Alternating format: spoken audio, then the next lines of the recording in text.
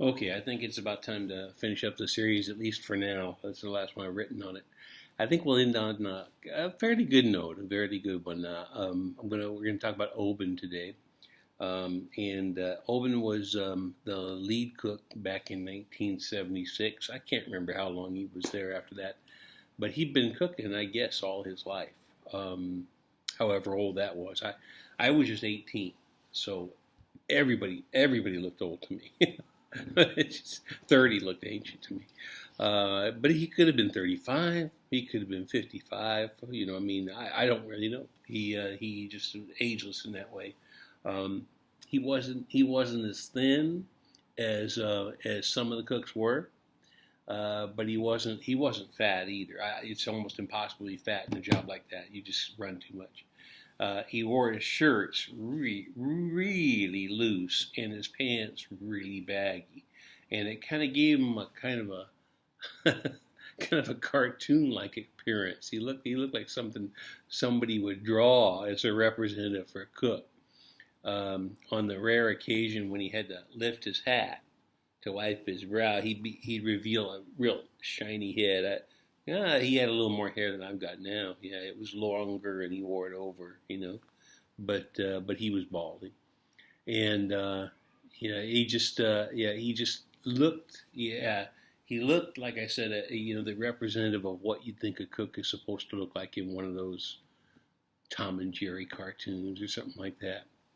Anyway, to me, he was the epitome of what you wanted to have in a lead cook. He just this was it. As he cooked, he'd bob, he'd weave around. It looked like ballet. It looked like he was in some kind of grand dance. He would reach for a check, and he would pop it, and put it in the slot there, and he'd stare at it for just a second or two, and then his body was sliding into motion. He was just sliding around the kitchen, and he did it all in one graceful move. He'd be cracking eggs two at a time, turning sausages, stacking hash browns. You'd hear that spatula going click, click, click, click, click, click, click, flipping pancakes. It was just visual poetry. It was hard to imagine him doing anything else in life. He moved with speed and grace, and the rest of us really couldn't keep up. To me, that was the cook I wanted to be like. It wasn't like Quinn. Quinn was fast, but angry at temper. Kevin never really took things seriously. Bob, his days were past. It was Oben. He was the cook of the hour, and like I said, that he was the one we wanted to model ourselves after. And he never complained. Never. No matter how often a waitress came back with one more small request, he'd always say, "Whatever you want, honey. Come on right up." It's just he never complained. He always agreed. He was never rude. He was never out of line. He was just perfect. I found out later when I cooked with him, it was a bit of an act.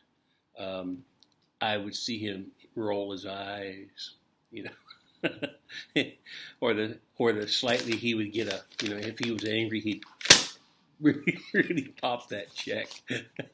But still, he never let it out. I never once saw him lose his temper. He kept up the smiling, the bobbing, the weaving, the constant chatter. If the food sat, come and get it, come and get it, come and ding, ding, ding, come and get it. Western omelet in the window. And as the checks piled up, bring them in, ladies. We're bored back here. Bring them on in. Come on, we're going to curl up and go to sleep, And just for fun, toast, white, rye, or moldy, eggs over greasy. He just is the same jokes, but he would do them over and over again. And I don't know, it just seemed like it was right. It seemed to keep the thing going. Especially during rush hours and stuff. Anyway, when his name was Oben, but when Star Wars hit the theater, everyone started calling him Obi. you remember that, don't you? Obi-Wan Kenobi. Anyway, they were doing it so often, I thought maybe I've got it mistaken, Maybe I've got it wrong. Maybe his name was Obi and I was calling him Oben by mistake. And he said, no man, you got it right. It's Oben. And he told me it was, he told me something about it was Greek or something. But he was so vague about things. I don't think I even knew if it was his first name or last name. He just said whatever you want it to be. He just never knew with him. Anyway, I asked him. I said, "Well, why are they calling you Obi?" And I said, he said, "I don't know. Maybe it's the film. I don't know." I said, "Well, you should tell them. I'll tell them. I'll tell them your name's Oben. They should call you Oben." And he just smiled, put a hand on my shoulder, and said, "I don't care, man. They can call me whatever they want. It just don't matter." So I thought, man, this is a pretty flexible guy here. Anyway, I thought he loved to cook. I thought this is it. He's found his message, his mission in life. He's going to be a cook no matter what. He must go home, wash those clothes, starch those white hats, so that they'll stand straight up. And I just thought this is it. This is what he wants to do. And I thought he would miss it if he couldn't cook, if he couldn't slide into a kitchen and kind of change it into his own personal stage. I was just amazed to watch him work. But I was wrong. He left before I did. This is what he said. He said, "I got a farm.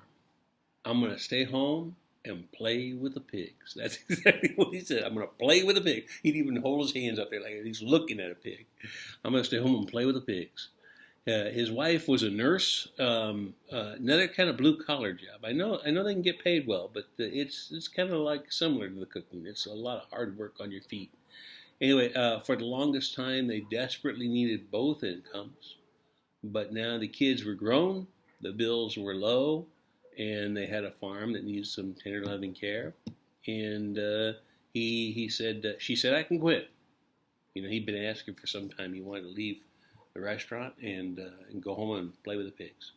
And I said, "You're not going to, are you?" I was thinking, I couldn't imagine him outside the kitchen. This is his dream job. This is where he looks so beautiful on the stage. I said, "You're not really going to leave, are you?" And he said, "Hey, man, I gave him my 2 weeks notice. Hell, if they let me, I'd walk out now." And that was it. He was gone. Yeah, he got out of there.